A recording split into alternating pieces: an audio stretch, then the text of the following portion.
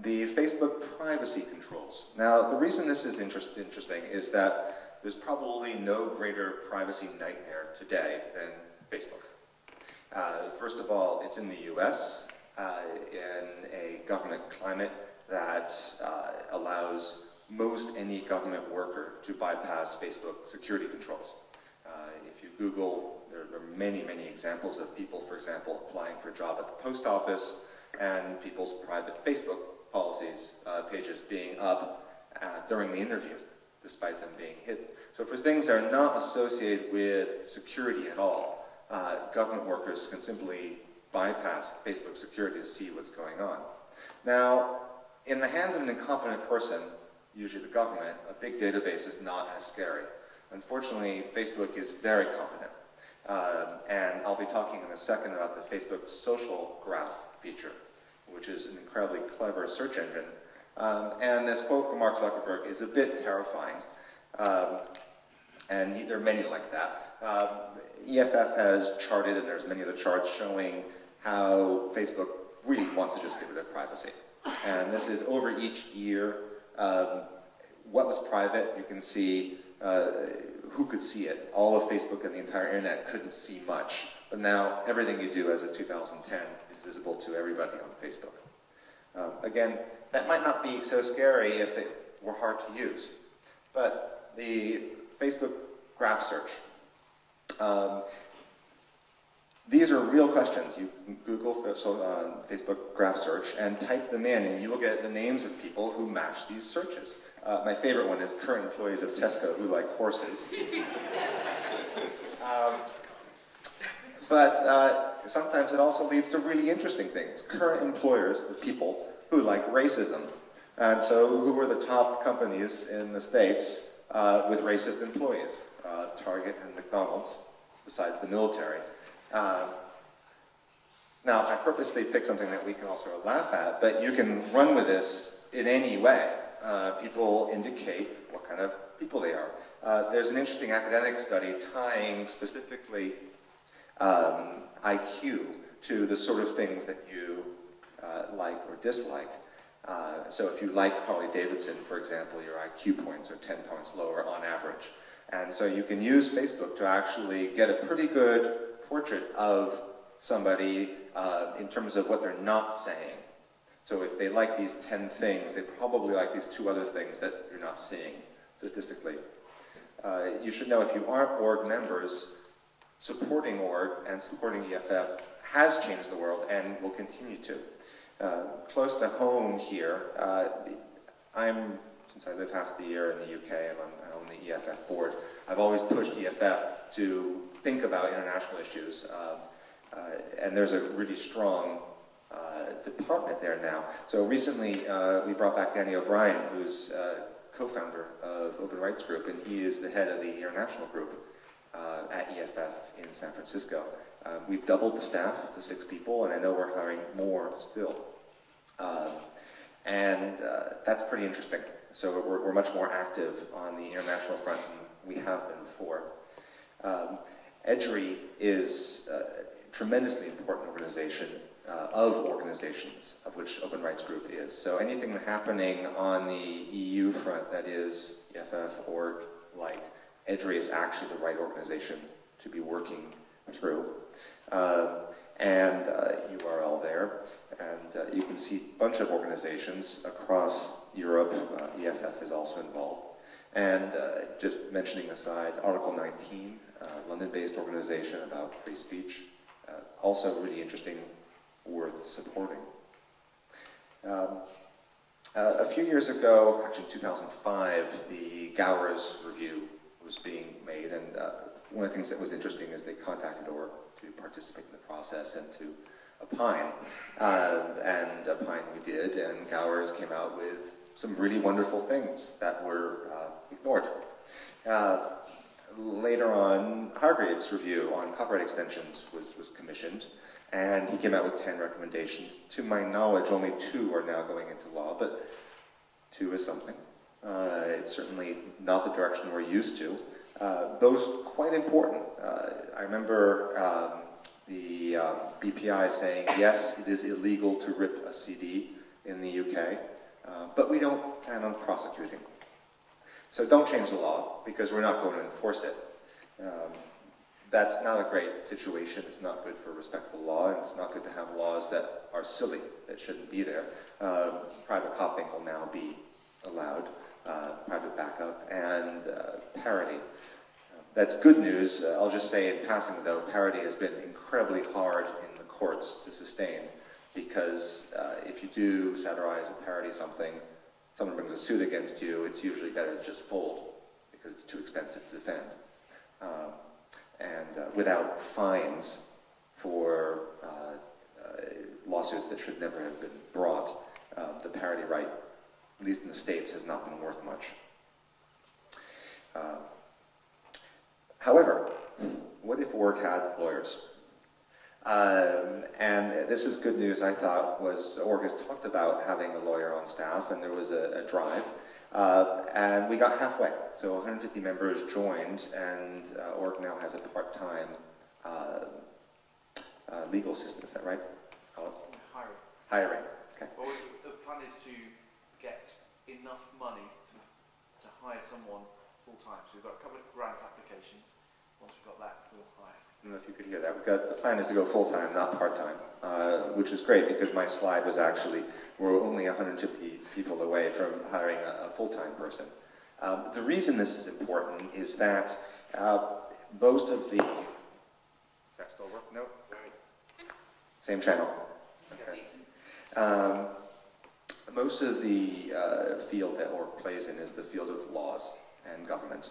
And org was founded by, well, originally the original head of org was Sue Charman, who came as next journalist, and the next person also was a journalist, and there's always been this tradition inside org of providing clear information, factual, and never bullshitting.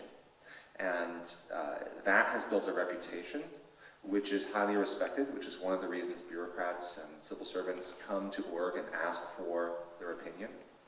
At the same time, org does not speak the language of law. It doesn't have lawyers on staff to play that game. EFF has lawyers, and we found that actually most of the time all they're doing is writing blog entries and talking to the press. But they're doing so in the context of the legal discussion of how the government ought to work, how it does work, what the courts are saying. I think this is tremendously important, tremendously good news, something to push your friends to join org. Just one person is actually just helpful.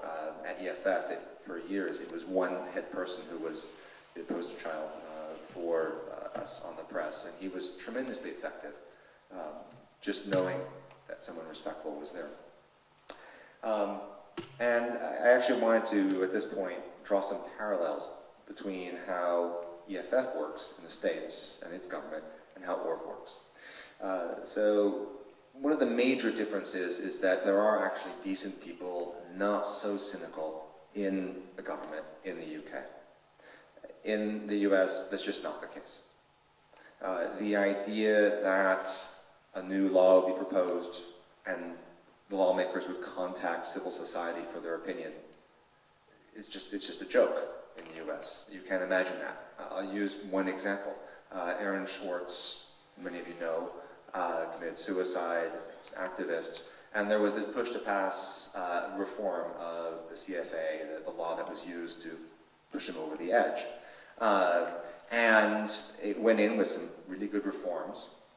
The public said, oh, this is so bad. And then it was immediately turned into this nightmare draft that actually extended the laws that put Aaron over the edge and criminalized a number of things that were in question. So one of them in the CFA, it was just blocked last week, hopefully, that is kind of mind-boggling. The government in the States has always said that violating a terms of service agreement, right, those long things that iTunes makes you click through, is a federal crime. Let's say it's on the same level as murder. Okay? And this has been upheld. Actually, Facebook kept a website from crawling their website to pull out information so you could copy on another one with the user's permission. And they said it was a federal crime, and the court agreed. So the new CFA actually said this, and one of the things that helped defeat it was 17 magazine, which is Hearst publication, big magazine for average age 16-year-olds. On their website says, you must be 18 years or older to read this website, on 17 magazine.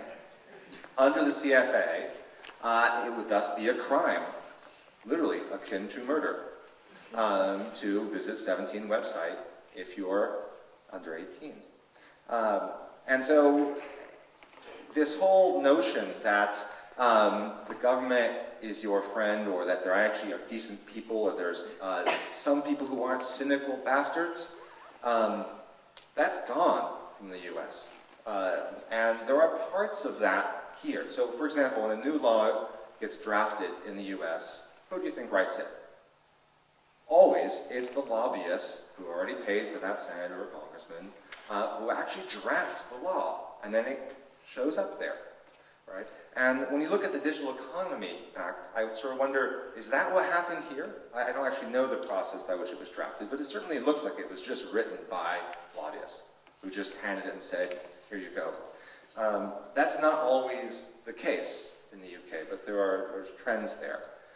There are still decent people, and the power of org has been to be an honest broker, to be somebody who actually doesn't let those civil servants down by using propaganda or by stretching the truth, so that the facts are there and we're believable and we can provide the other position. Journalists also interested in that. There's a different concept of journalism in the UK, that your role is actually to educate people and to be fair, whereas the US concept of journalism is to present both sides of the story, typically extreme one side and extreme the other. Both sides kind of absurd. And the net effect is that org's approach has in many ways been appropriate and effective in the UK, and I don't want to see it be an EFF. So I'm not suggesting we hire a whole bunch of lawyers and start suing the government. That's not it. But, so EFF's history. Originally we were founded as a lobby group in the US, and it was because the government raided this card maker who had like a Dungeons and Dragons type game that was about hackers. And the government looked at the cards and said, this is a manual for hacking computer manuals, and seized all the computers, never pressed charges, just destroyed a company. Now, you know, they may have done this recently with Mega Upload as well, just take everything, destroy someone, don't actually bother with due process. And our origin is in lobbying. Now, the reason we pulled out of Washington is because we found that what was happening is we were being used to legitimize bad laws and make them slightly less awful. But because the law was so bad, and then we'd say, okay, over here, okay, we'll allow that one because that's the best we can do. And so we actually found that EFF's presence in Washington was helping pass bad laws.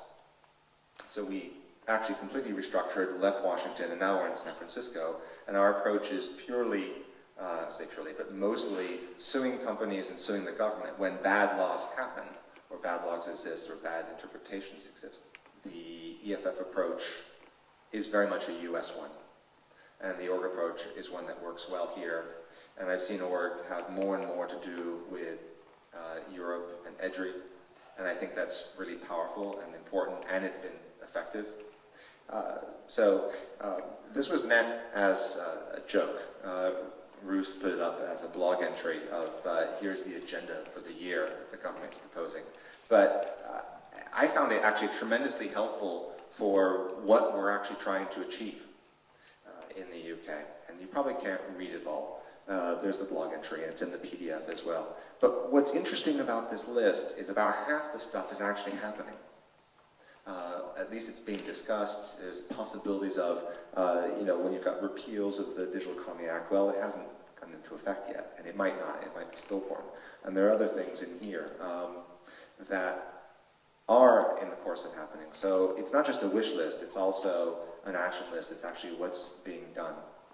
So if these sorts of things interest you, you care about them, join org, nag your friends, buy them a beer to make them join org, join the EFF. That's the easy way to do it. Just Google join the organization. There's my email address, and I just put it as a bottom. Didn't talk about myself. If you want to support independent music, visit magnitude.com. That's my day job. Thanks for having me.